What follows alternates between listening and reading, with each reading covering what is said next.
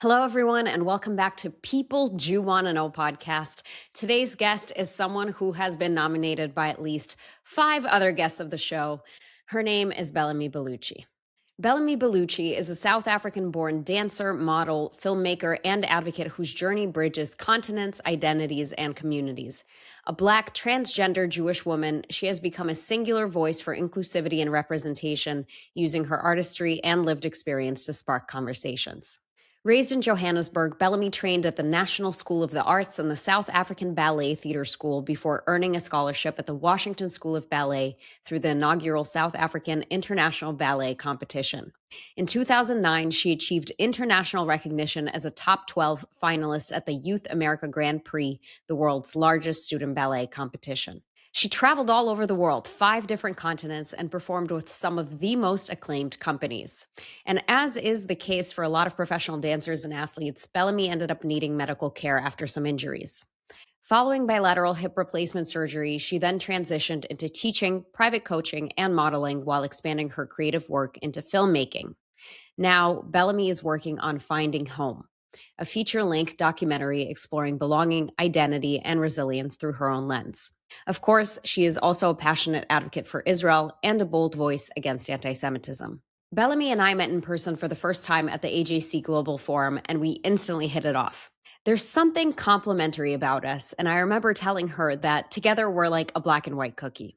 There's so much going on in Bellamy's life and so many identities that she's straddling. You'll get to hear all about it firsthand in this episode. I really want you to listen to how Bellamy takes her pain and she converts it into positive energy and value and activism. One of the things I heard from Bellamy is the pain she feels over how the Jewish community has treated her as an activist. When organizations don't want to pay, when they treat you like you should be grateful you're in the room, you'll hear all about this shortly. And this is what I'd like to add as my own opinion on the matter. As a product manager by trade, I really believe that if one person said it, 10 people felt it, and 100 people experienced it. What Bellamy is talking about is frankly the total truth. And it's just that a lot of activists won't complain or say anything because then they won't make money. Now, I can talk about it all day long because I don't use activism as my income. And I honestly feel like I should say something for the greater good of others. It is common practice at Jewish conferences and amongst Jewish organizations to bring in keynote speakers and panelists to their events. When this happens, the smaller creators or younger creators, they're often asked to attend and speak for free. And they're told that no one else is getting paid an honorarium. Once again, when activists try to advocate for themselves and ask to get paid, the Jewish organization's first line of defense is always, "We'd love to pay you, but actually everyone is doing this free of charge, so it wouldn't be fair." And respectfully, this is just untrue. And all of us know that it's untrue. As Bellamy put it in an offline conversation, if Caitlyn Jenner is attending your conference, you cannot look me in the eyes and in good faith tell me that no one is getting paid. The organization is just choosing not to pay you. I think it would be a lot more palatable if they just said things like, sorry, we don't have the budget for this, but turning it on the creator and framing it as if the creator is asking to be treated with some exceptionality is just a bad faith rebuttal. And no one can really do anything about it because if they cause too much of a stink, they'll successfully work themselves out of a job. That's why when you go to these conferences, you feel a lot of resentment from Jewish activists when you talk to them. In fact, many of them have pivoted to become brand influencers or something other than Jewish activists. Unless you're a Hen Mazig or a Noah Tishby, there's really no money to be made in Jewish activism. And even Hen and Noah are still like workhorses. So what does it say about how much everyone else would have to do to make a living off of this? And of course, there are influencers who have made 6 figures from the war, profited from the war, but they are few and far between. I can count them on 2 hands. That's just simply not the reality for the other 99%. Anyway, that's some inside tea for you on the world of Jewish activism, but you'll also get to hear Bellamy's take. I'm excited to see what's next for Bellamy, how her documentary evolves, and of course, her journey with Aliyah. She is truly a people you want to know, and please enjoy this episode. Hello, Bellamy. Welcome to People Do You Want to Know podcast. Thank you. Thank you for having me. I would have you every day if I could. You would be my co-host if I could. It's an honor to have you here. Again. For those who are not familiar with you yet, please tell us about yourself. What do you do and how did you get there? I am a very insane person. that just believes in sovereignty of the state of Israel, but also as a Jew, just the importance of who we are as a people and changing the narrative that I think has been going on for so many years. And using my life and making sure that I can echo every single inch of who we are, not just as a people, but what we've given to the world, because it seems that people just think that Jews are a monolith. So that needs to change. Insane indeed. What an insane idea. I want you to take us back to your upbringing in South Africa. You were a professional Oh, dancer for years of your life, mhm. growing up as a Black person in South Africa post apartheid. Tell us a little bit about your upbringing and how that shaped you. It was definitely different, I would say. I had both worlds that were very different. Like in terms of like socioeconomic, both parents were very different and both gave different things. I was never really close to my family. I'm still not very close to my family at all. I was shipped off to boarding school at the age of 7 and just had to suit up. I just had to get on with life. I fell in love with classical ballet after I'd started acting at the age of 9 in Johannesburg when I got out of private school and I went to public school afterwards. And that led me to something that I was super passionate about, fell in love with, but also knowing that it might be my out of South Africa. Being around family that had gone through apartheid and the remnants of apartheid that was still there, I think a lot of people that read about it historically think that, okay, great, so Nelson Mandela became president and then apartheid was over. No, on paper, it was over, but the remnants of it is something that runs very deep in the veins of the South African human body and as a source for what it stands for to this day. I was very privileged to be first generation post apartheid, to be educated better than my parents were and have more opportunities. So I sought every single opportunity that I could get. Luckily for me, I stayed away from the indoctrination in which the education system had been pushing on somebody that looks like me, obviously, and what we see and hear today coming out of a country like that. So I wouldn't say that I had the happiest of childhoods, but I was also so busy that I really didn't care. And I wanted out since I think that as long as I can remember, South Africa is such a beautiful country, but there's more damage than beauty for somebody like me, and especially as somebody that went through everything that I did as a child and not really feeling that whole sense of family or community or country or nationalism. I never had it for South Africa. So the best thing that I had was classical ballet and acting to make money from the age of 9. That's what I did for money. So how joyous is that for a childhood? That's a lot. And while I empathize as a former child performer, I don't understand because to me it was joyous. It wasn't work. And so Yeah. it breaks my heart to hear that it felt like to you more of like a necessary evil in order to survive than anything else. And I wonder, as your friend, you and I haven't talked about this before, but No. I'm wondering if you'd be able to share at what point did you realize that, you know, I don't quite fit into the body that I'm in right now? And Yeah. at what point did your trans journey kind of start? I think for a lot of people that don't understand gender dysphoria or where it comes from, they hold space for it. That term, thank goodness, wicked is over because I can't stand it. They hold, space for it and try to understand. So for me, from the age of 4, I knew that I was different. We all are different, but I'm also a child. What do I really know about what difference is? Every single day is different. I'm learning something new every single day. But there was always this very innate sense of there's something off with my body because I don't identify with whatever this meat suit thing is that I'm in. And I'm very, conservative in how I was raised as well. Very tribal, very traditional in a South African way, in a Tswana way. So I was a pariah in the family from a very, very young age. But knowing that I was different from a young age, I wouldn't say was the worst thing because one thing led to another. And then all of a sudden, oh, they do ballet. Okay, whatever.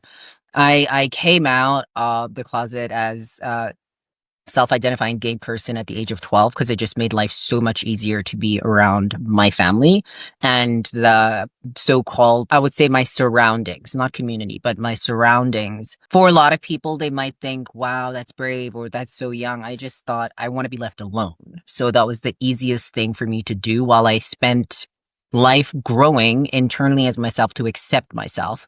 I think a lot of people have this strange sense that all trans people or anybody that has this very distinct gender identity struggle or dealing with gender dysphoria or homosexuality or anything else that just makes somebody more of a minority than they already are, that there's this acceptance that they need from the world. For somebody like me, I never understood that because I needed to accept myself. It was never about the world opening its doors for me, as I grew up in a country where gay pride was normal. It was normalized, and gay people being married was normal.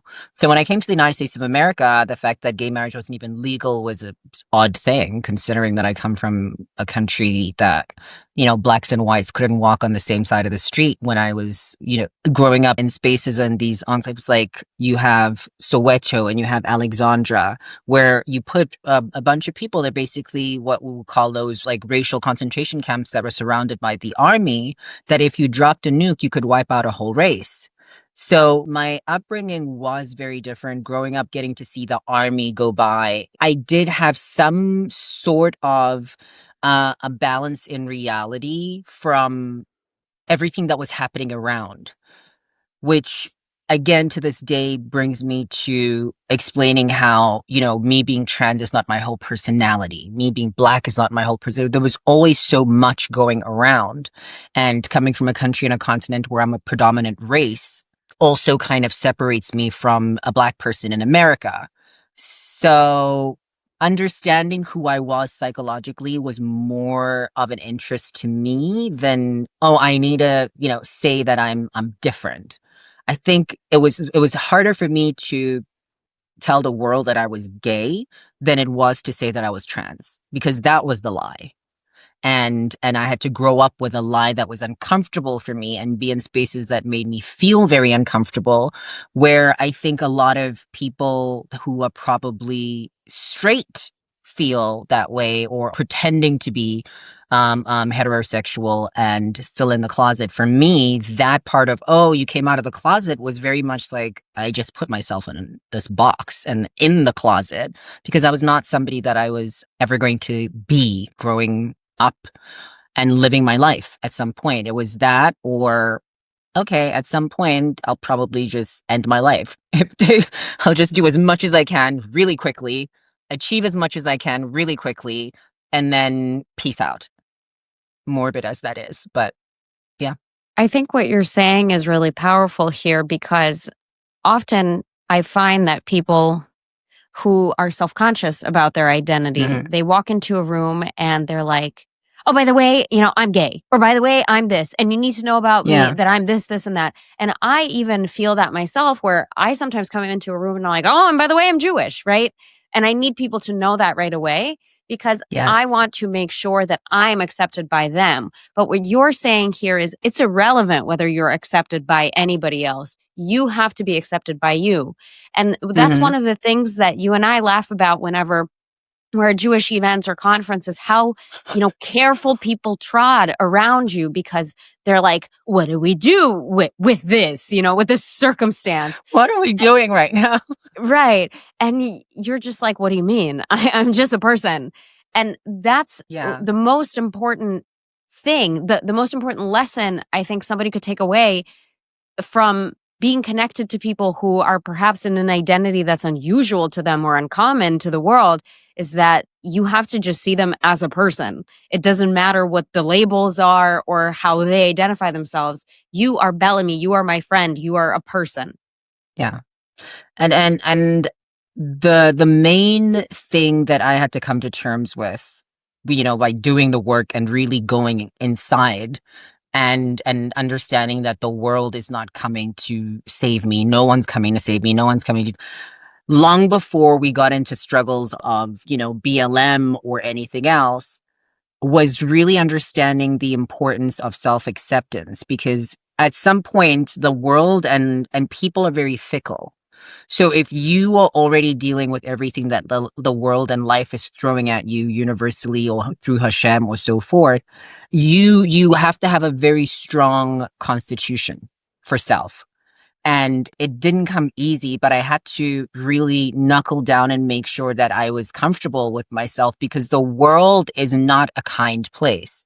So one needs to create a reality and live in reality as well, but create a reality within themselves where they understand that it doesn't matter how other people perceive you or how other people talk about you or treat you in rooms with that you're in or you're not. How are you treating yourself?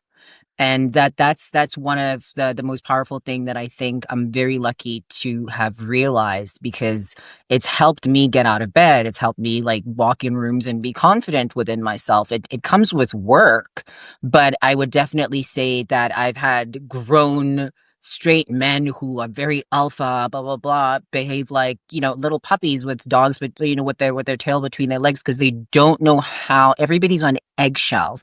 I don't know what to say. I don't know what to do. But at the same time, they can see that I exude everything that I am. I'm very, very authentic. And I no longer care to make those announcements of this is who I am. If somebody wants to ask a question, I definitely think they should ask the question. Because when we went through that whole thing during COVID with BLM and all the celebrities were like, I'm at fault. I'm at fault. I mean, it was the most annoying thing that white people are going around telling me that it's their fault that I'm black. Are you okay? Something's very off with that. And now we look at what's happening with this intense, disgusting volcanic eruption of anti-Semitism, which I think has always existed.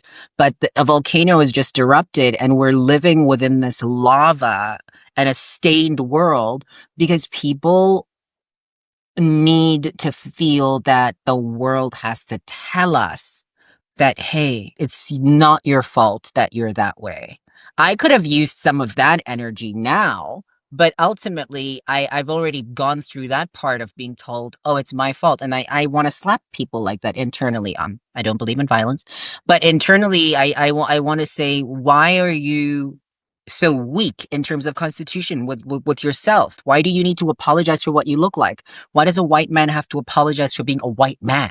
Like that, there's a reason why we're also politically and everywhere else in this very uncomfortable shift where people feel as though everything is so radicalized right now. But yeah, because everyone's been living on hubbly bubbly for years, going, I'm so sorry. Are you okay? Did I say the wrong thing? I don't want to insult. I don't want to offend. And then when they come across somebody like me, and I'm like, please just ask the question, because you're wasting so much energy trying to digest how to do something. If you're respectful in the intention of what you're doing and want to know is coming from a real place, I respect that. There's nothing that drives me more insane than people that walk around me, on eggshells, because energetically I can feel it. Why are you lurking then? Like, go do something else. The lurkers. I want to dig into this more, but first I want to take us on a little tangent. Tell me where Judaism found you in all of this. What was happening at the time? How did you come across it? And how did you know, like, okay, this means something to me? So I grew up in a very Christian Methodist based family where, people were going to church. My grandmother was like basically a board member of the church until she passed away when I was very young. My family is still very much in the same church. There's no mixing of you go here, I go. No, same church, same family from birth till death. And I had this very strange thing because I'm a very inquisitive person, because I'm weird enough, I think, for the world as it is. So I might as well get as much information as possible about what's going on here. Why am I here? And I kept asking questions from the Bible or in terms of ritual, and they just kept saying because. And because is not an answer. For me, it's a very lazy answer of people that are just following a recipe that you could have just baked cookies and said, I followed a recipe. You didn't come up with it. You didn't ask why you needed a little bit of this and a little bit of that. You didn't mess up enough to figure out why the formula is this way. So I stepped away from Christianity, and when I started doing ballet, I think it was it was around the age of 10. I had, teachers that were Jewish. My friends were Jewish, so my whole world kind of changed because I wasn't somebody that really grew up with friends because I was working or I was in a different school, in boarding school, in a different state. So my schooling was very different term wise to everybody that I was growing up with. When I was on holiday, they were in school. When they were in school, I was on holiday. So for the first time, I started to really make genuine friends that I spent hours and hours and hours with, and then start to get invited into their homes and into events. And it was something that pulled me towards Judaism in that way because it was a sense of community, but ritual made sense and I could ask questions.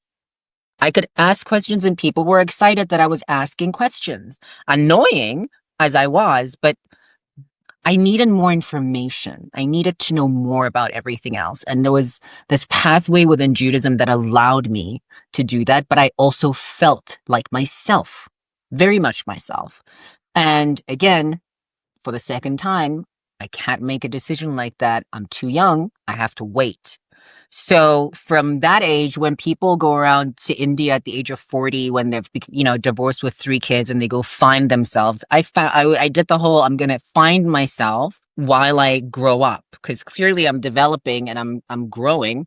Might as well figure out if I'm a Buddhist. Am I a Scientologist? I went on this whole thing, and the chanting with the beads, Tina Turner style, was not my thing. It worked for a little bit, but I think if you work something long enough and you believe it, sababa, it's real, right?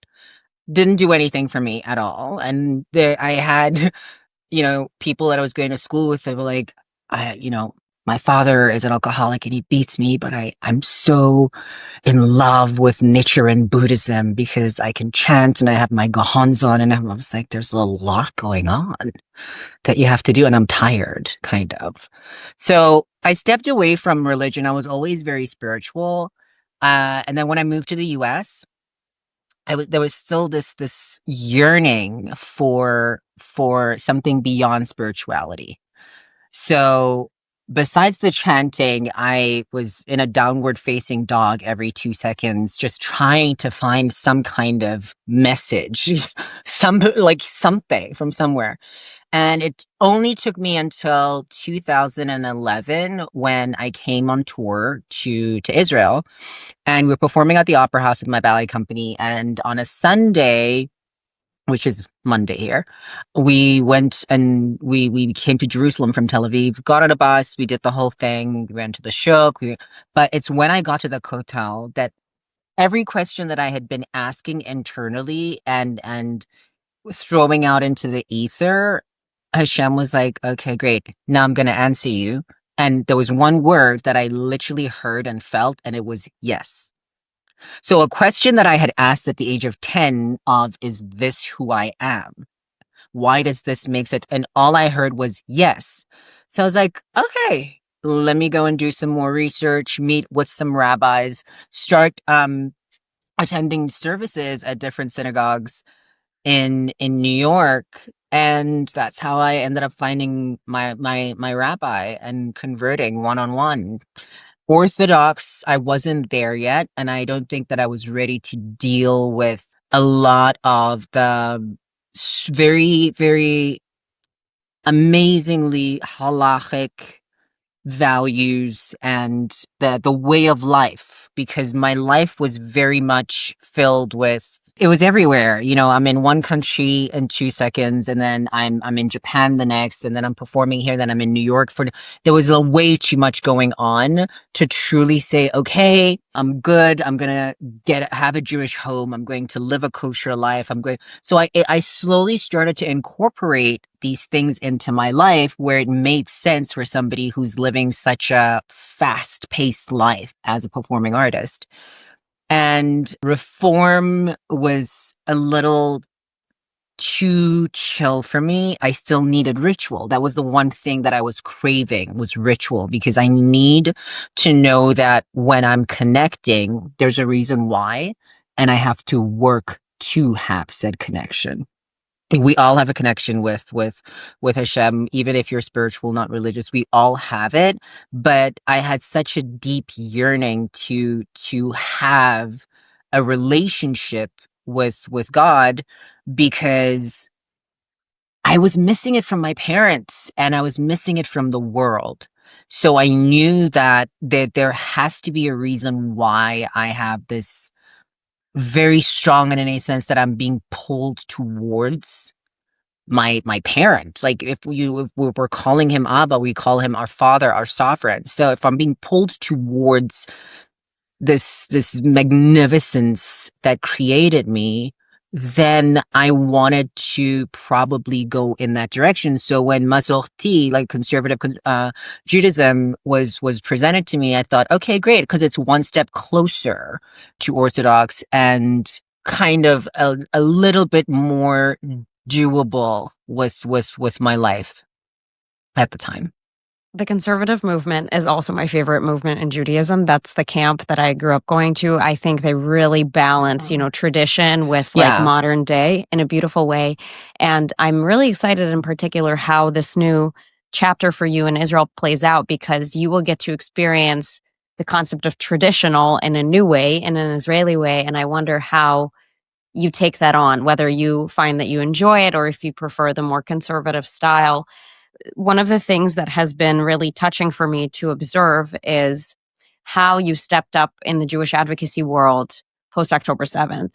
As a performing artist, you never had to say anything really. And considering you're like our model minority in the US, you could have fit right in, with the woke mob, but you immediately were Yeah. like, no, that's not what I'm going to do.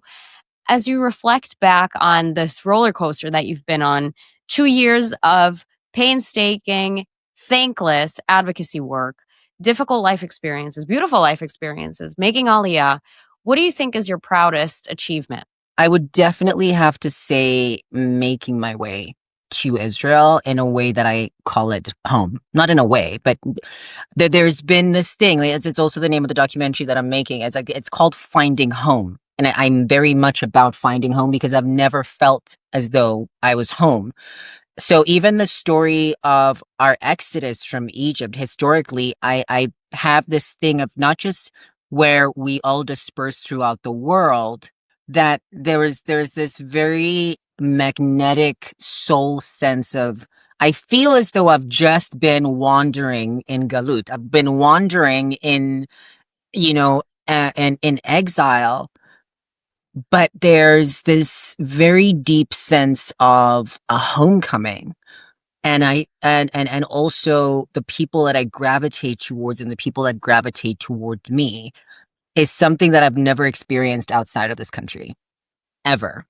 And walking into a shul, Beit Knesset, shul, synagogue, temple, whatever you want to call it, anywhere else in the world would have been very different for me. But me going to a synagogue here on Yom Kippur with a mechitza and being able to pray, not just as a Jew, but as a woman, and with Orthodox people that see me as a human being, but for everything else. And life here is not a utopia, but I feel more of myself. I feel more like myself than I have ever felt in my whole life.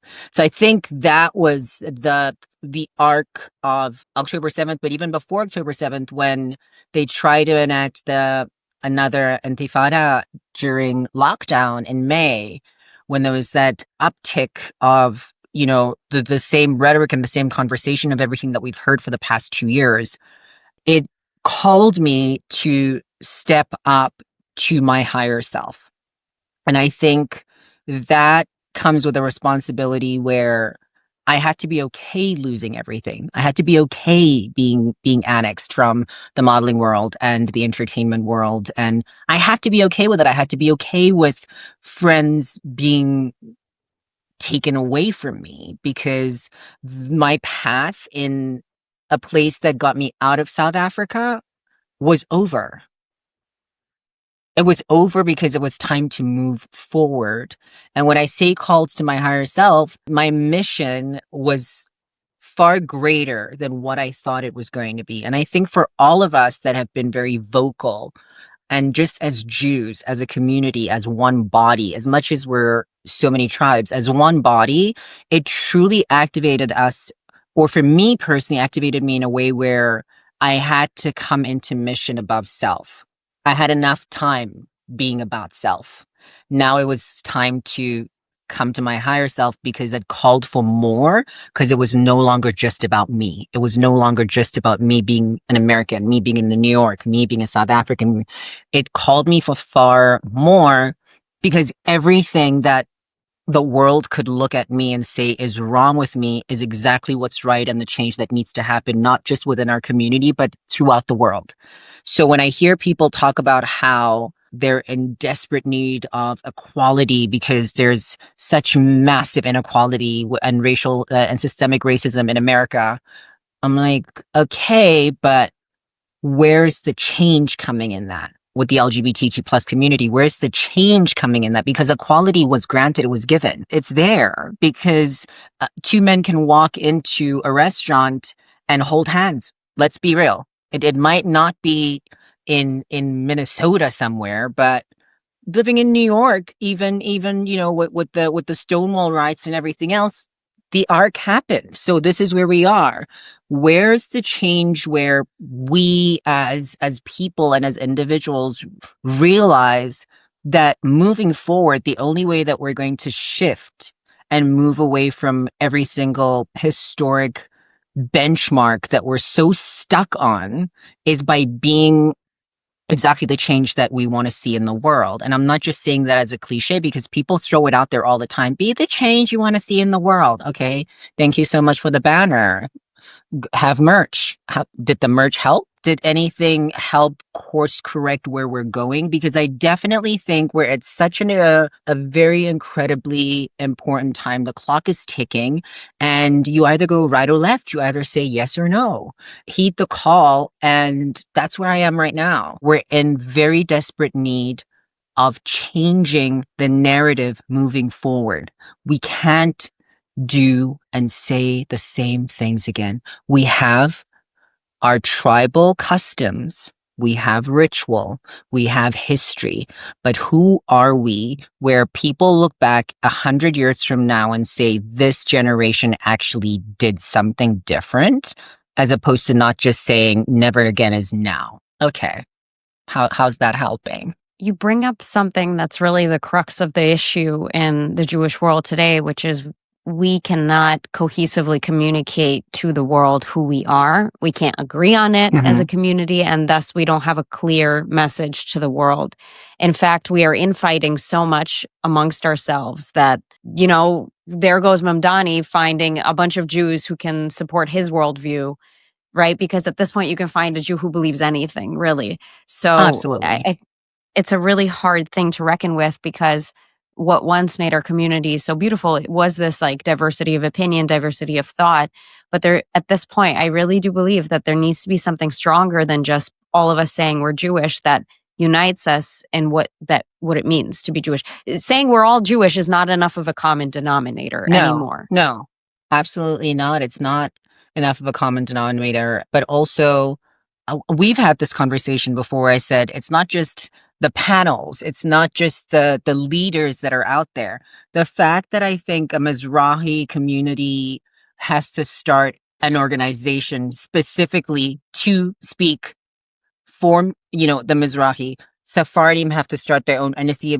But the fact that that already has to happen with such a small percentage of people in the world is beyond baffling to me. It is so baffling. Even the LGBTQ plus kept adding letters. Even them as a community, they just added more letters, but they keep amplifying one another and who they are underneath this queer umbrella. And we're like, that's beautiful. We'll support you instead of taking little things by looking around.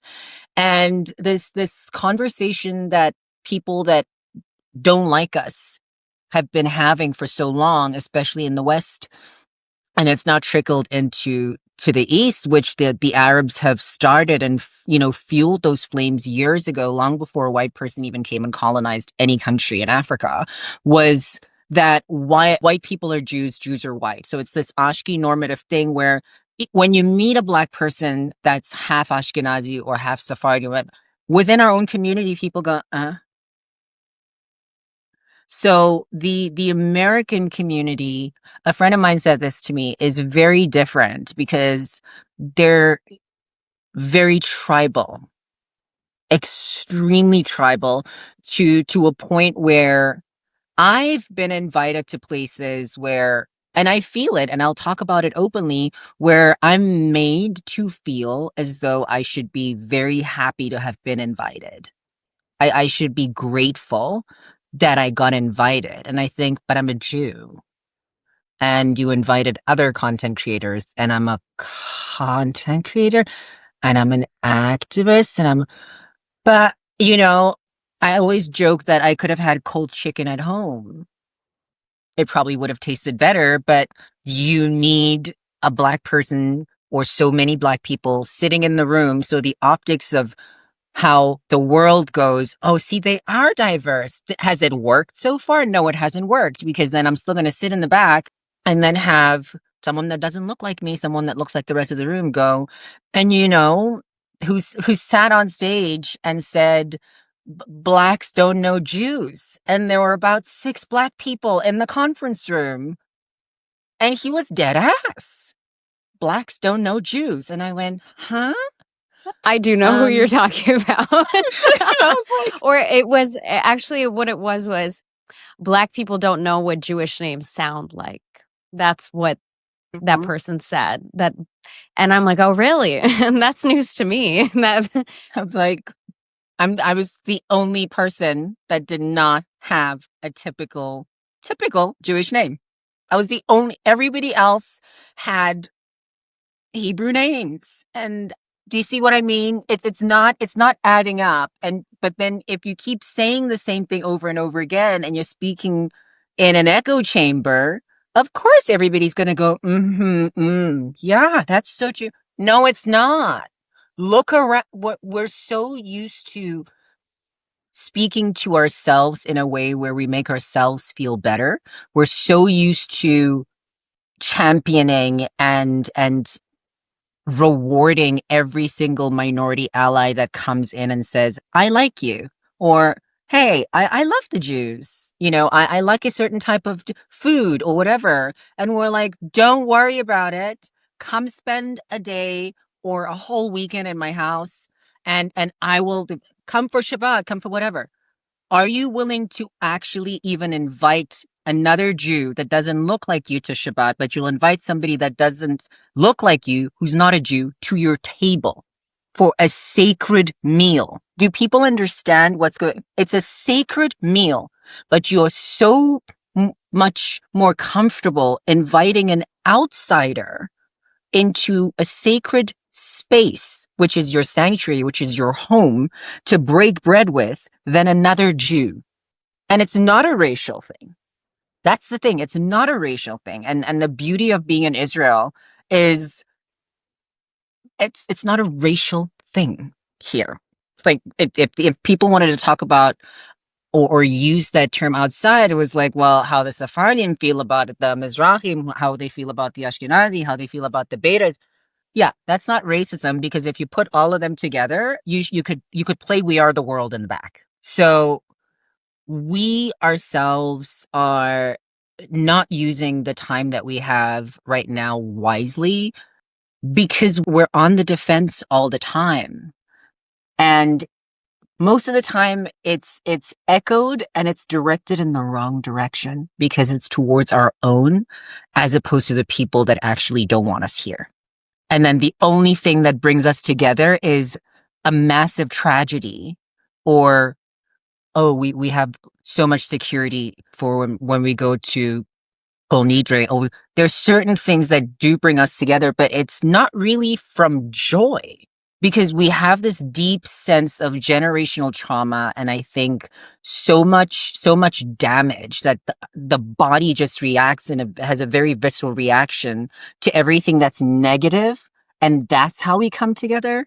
Well, whatever happened to rebranding Jewish joy? Maybe that's what people rebrand Jewish joy, actually. I want to add something that I heard recently that I think is kind of related to what you're saying. Like this notion that we are more open to a questionable ally, supposedly. Like this is the cautionary tale of Azalea Banks, right? Azalea Banks posted 3 things about, liking Israel or Jews. Suddenly she was flying on an all expenses paid trip and staying with like Israeli millionaires or whatever.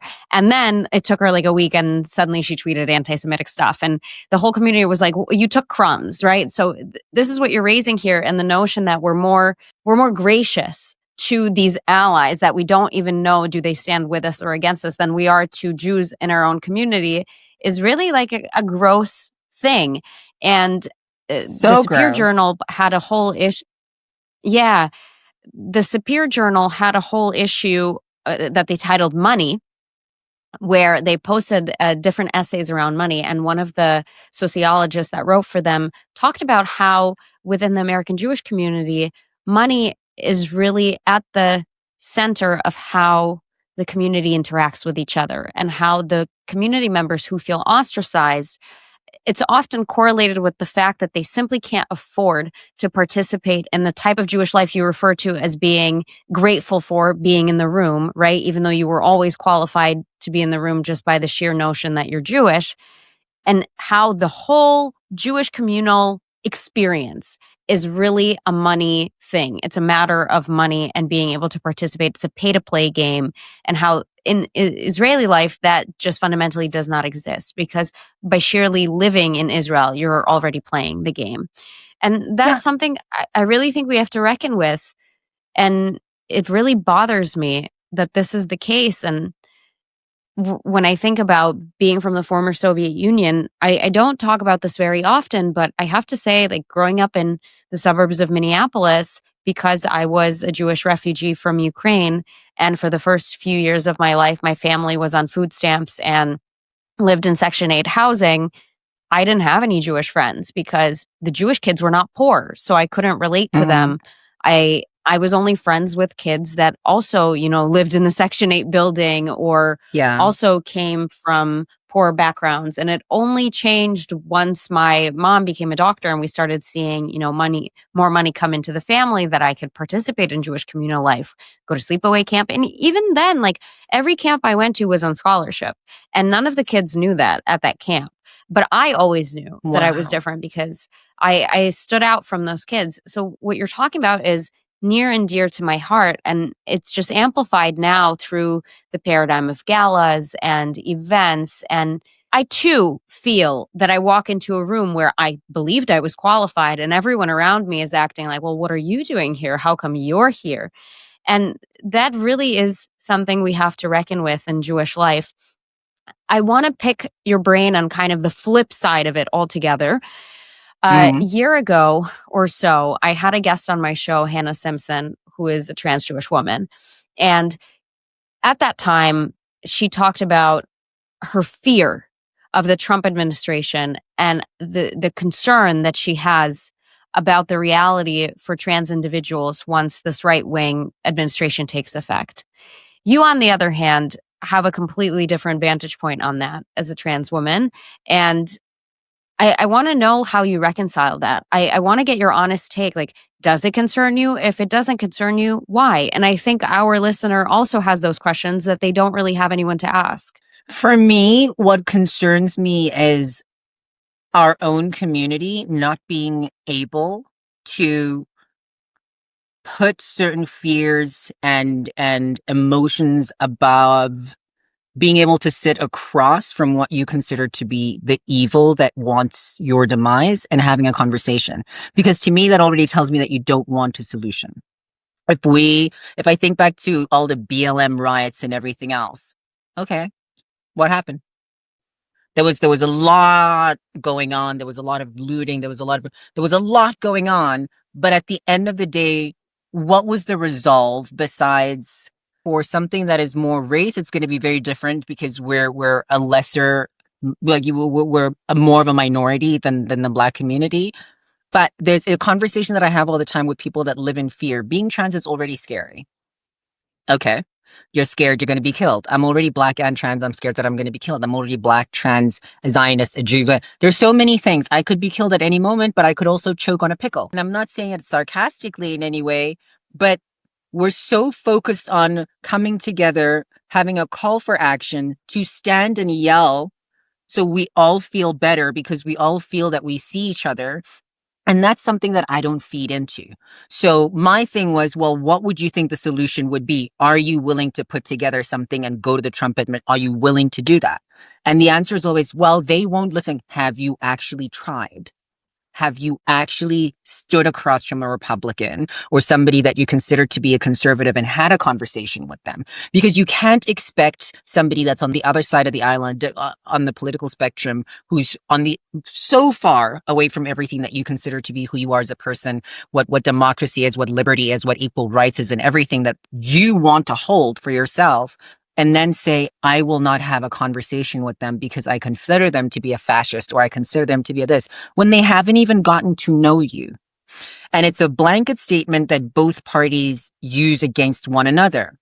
You can't be around somebody that's a Democrat or a liberal because they're crazy and they've got blue hair and they're like this and da da da da da. And then the other side is, oh my gosh, they're insane. I'm a self-hating trans person. I'm a self-hating Black person. I'm a coon. Then I get called the worst things when people realize that I might have different leanings than they do. But what they also forget is the fact that I come from a different country, a different continent, a different reality than what they do.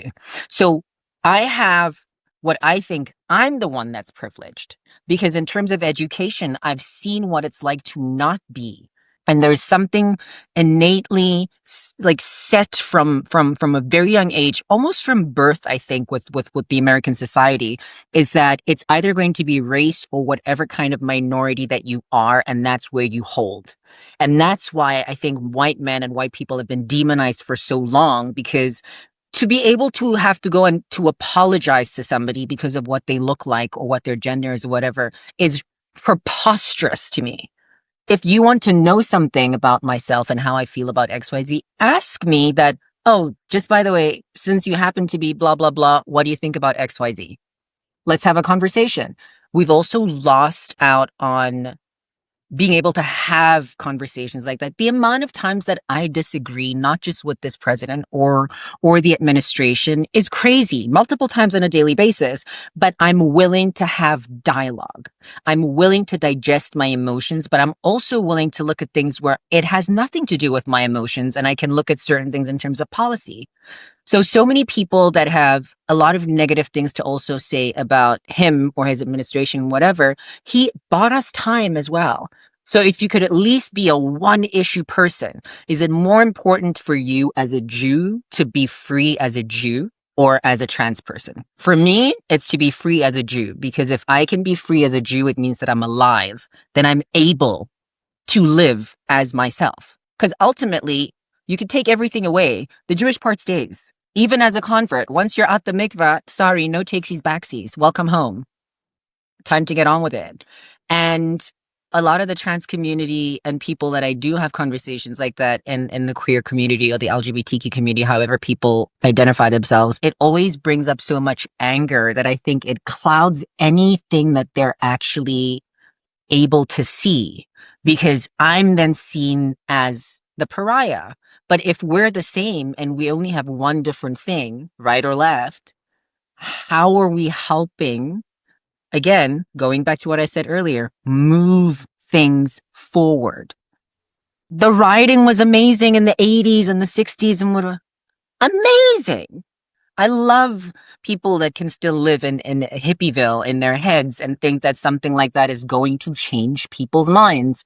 We've reached a point in this world where if people really want, and we see it happening right now with this massive rise in violence, is people are craving a civil war. That's the most disgusting thing. We've reached a point where for something to change, people want for there to be such insanely crazy civil discourse that there's violence. So to any other trans person, my number one thing would be, can we have a conversation? And if you can't have a conversation, and if you're going to get rid of anyone that thinks differently than you, like we saw happen, especially since 2020, I really then myself also don't have the energy to be around you, because trust me, there's nothing serious about you. You're having an emotional thing. It's like gas. It'll pass. Let it pass. And then let's talk logically. Well, we just talked about the importance of having dialogue and the Mhm. importance of reckoning with things that you might be uncomfortable with. This ties also to your activism work, where you're kind of a contrarian sometimes, especially to the non-Jewish world. I guess through the paradigm of October 7th, is there anything that you've changed your mind about on the state of the world, how you feel, anything you believe differently than you did before? I definitely believe that I see and experience the world a lot differently. I have much more clarity, and I thought I had clarity before. No, I have clarity right now, because I also isolate myself from people, situations, gatherings, conversations, anything that doesn't align. I don't do it anymore. And I think even with activism, or that the whole influencer thing, when in the beginning, I genuinely used to believe people when they were like, your voice is so important and blah, blah, blah, blah. And we'd love for you to come to this event, and we'd love for you to do this. And I think amazing. I'm not the first and I'm not the last. The unfortunate thing, I think, for a lot of people is that I don't like being tokenized when you can't look me in the eye and tell me that you're tokenizing me. So I never thought that it was me being in a bubble. I just always thought that people had far more integrity to not lie to my face. And I'm talking legacy organizations, I'm talking individuals, I'm talking one person will get an honorarium, but you won't get an honorarium, because again, I should feel so happy and so lucky to have been here and to have been invited to have cold chicken. So now the flip side of this is the reaction to what I'm saying will then be received as either I'm jealous of those certain people, or those people that I'm referring to have been in the activism world far longer, which is, again, it's more lies. So I'm no longer accepting of people's lies. And when I say this, I mean even on a daily basis. If you say or do something, I'm really very cautious of believing people. And the unfortunate thing is that it's within our own community. I didn't think that it would happen within our own community. And when I specifically say our own community, I mean in the diaspora. Because in Israel, my reality is completely different. Very different. There's such a directness, and there's such a genuine honesty. And the best thing about Israel is that energy is currency. You can have as much money as you want, you can have as much power as you want, but energy is currency. And if you are on this and you reside in this incredible magnetic field of, I think the strongest frequency on the face of this earth is in this country. So at some point, you have to either lean in or tap out, and I leaned all the way in. Yeah, but one of the things I want to push back on that I think is important is sometimes you have to teach people. Sometimes you have to bring them along for the ride, whether it's your friends who don't understand. Like sometimes you have to help them understand, or whether it's legacy organizations that don't want to pay you and you're like, it's offensive to have me do all these things when you don't want to pay me. Sometimes you just have to smile and be like, thank you so much for your offer. I wish I could accept it, but I can't. And here's why. And that learning moment or the teaching moment is really important because it sets them up forever. Whereas if you leave them, and I'm not saying you do this, but if you leave somebody in the dark, they may never learn. So you've taken that moment away from them. I think that's good what you're saying, and I'm going to push right back on it, is that I've been trying to bring people along with me from being a child, starting with my own parents. And if I can step away from them and let them be who they are and love them from a distance, that's what I do, because that's what works for me on a daily basis, because I'm not hung up energetically on having to educate people and bring it with them. I'm not saying anything new that any other minority Jew has not said or tried to do when it comes to legacy organizations. The danger of what's going to happen is the revolt to that is that when all minorities then come together, make sure that they have the financial backing that they do to literally do whatever that they want to do. Then when a legacy organization says, would you like to? And then it's, well, I know somebody that I was talking to earlier who is at a point where they're either going to give them the fee or they're not. And whenever what they are setting up foundation wise for themselves, it'll be seen as, well, this used to be your fee, or this used to be. But at that point in time, you can no longer offend somebody like that because they have something that's their own. So what's happened in the Jewish community right now and the conversations that are happening is that people are no longer going to be asking for a seat at the table. They're building their own. And it's then further going to ostracize those legacy organizations and all of those people that haven't been getting it. It's going to ostracize them. So it's only going to be further dangerous. So there's only so much a person can speak and share and attend every single conference about what do we do in the 10 years of that. What do we do? This has been happening for ages. There's a summit about something all the time with the same topic, but moving forward, numbers wise, there's a very small percentage of people that actually come with a change that had been made. Because then otherwise we were having tea sandwiches for 6 hours, drawing pictures, doing scorecards. They take in the information for data. Okay, so now you're filing things. I don't think Greta Thunberg's going to be very happy about the waste of paper and trees, but now you're just filing things. But moving forward, you'll bring in one or two minorities and it's like, great, we fill out the DEI list. But then everybody as a collective, as all tribes, as a community, as one body, as those who believe that they are of the land of Israel, but even don't reside here, haven't made Aliyah, will say, well, we as Jews need to be part of the diversity, equality, and inclusion.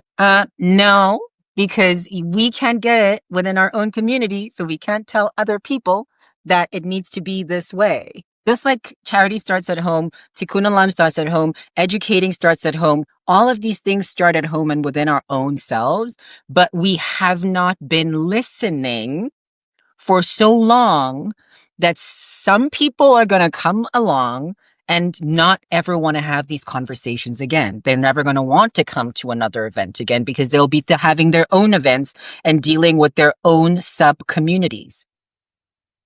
That's it. I think where we net out is the teaching moment is helpful for those who want to be taught. For those who will be resistant to understanding, it's a dead end, which is what you're saying. So, yeah, I like how we netted out on that. Tell me, what do you think your message to the Jewish people is? Acceptance and pride. Two words that I think we talk about a lot, but don't really embody because we've forgotten what it's like to be Jews. The world will never like us. Okay. Kumbaya. They won't. So we need to love ourselves more. We need to be more Jewish. We need to be more all up in each other's faces. I think assimilation was something that's happened for so long in terms of becoming a band-aid just to exist. But with everything that we're going through and we've been going through for such a long period of time, and this escalation between World War II and where we are right now, especially after October 7th and every single atrocious thing that happens since then, and the conversations that are happening, the world will and has turned their backs on the Jews. That's just it. Pardon me. The world's turned their backs on the Jews. So you need two things. You have to accept the fact that you're a Jew. You have to accept it. And you want to talk about acceptance? Hi, I've got a whole list. I have to accept this and this and this. Great. Just, people in therapy where your therapist is like, you have to take the good with the ugly. Why can't we do the same thing with our Judaism?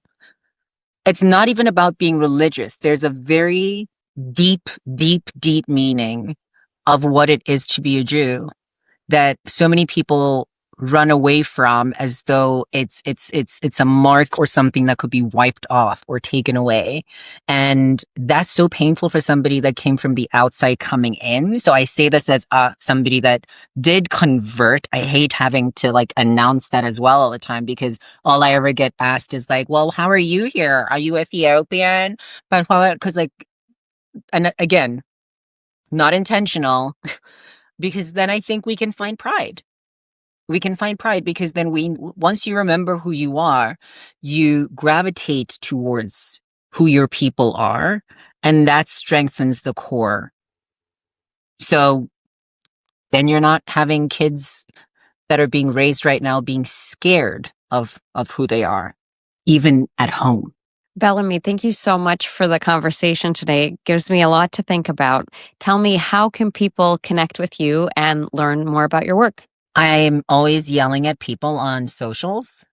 So, Bellamy Bellucci on Instagram, and what's that? The Tiki Talkie. And yeah, just my name, Bellamy Bellucci. And I've also got my email in my Instagram. So if anybody wants to have more of an in-depth conversation, I think that's the best way. Because like I said, I'm isolating. I think just because it's important for me to kind of just keep my energy level balanced, because it could be wackadoodle between living online and living as a Jew in 2025. It could be wild. But yeah, reach out. I'm there. I do read messages. Don't be creepy. Just lots of love. Lots of like genuine love, actually. Lots of genuine love. That's it. Is there anywhere where people can donate to support your documentary? I think that would be probably because I haven't done crowdfunding yet. So if they go to my Instagram and email me from there, we can have a one-on-one conversation. And I would love that, because I want to finish it, because it's my whole life story and all the rubbish. And I think I'm such a salad that it just tells a story of who the Jewish people are, and it tells a story about resilience, which is who we all are, actually. But if you put all of those things in one person, then the whole world is lying, because then somebody like me wouldn't exist. Voila. And I have one final question for you. It's one that I ask every guest. Who would you like to nominate for People Jew Want to Know? Oh, I thought I already did nominate somebody.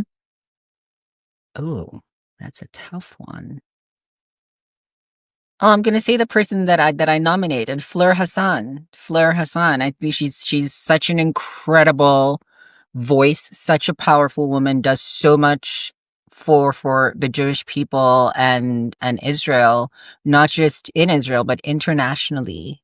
Is an incredible mentor, especially I think for young Jewish women and girls growing up to have somebody that has been in politics, former mayor of Jerusalem, and just and in terms of diplomacy and knowing how to communicate with people and being part of the Abraham Accords. She's an incredible source of knowledge. She speaks multiple languages, and she just knows how to get things done.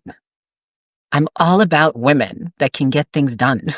Thank you so much. This is a fantastic nomination. I can't wait to speak with her. I need to prepare my hero and scumbag when I do so. Absolutely. But lucky for me, I have many heroes and unfortunately even more scumbags to list. So Scumbags. lots to discuss. Thank you so much, Bellamy. Thank you. If you've enjoyed this podcast, please go ahead and rate us 5 stars. Be the first to hear our episodes by subscribing to People Jew Want to Know wherever you get your podcasts. And for exclusive content, follow us on Instagram at People Jew Want to Know.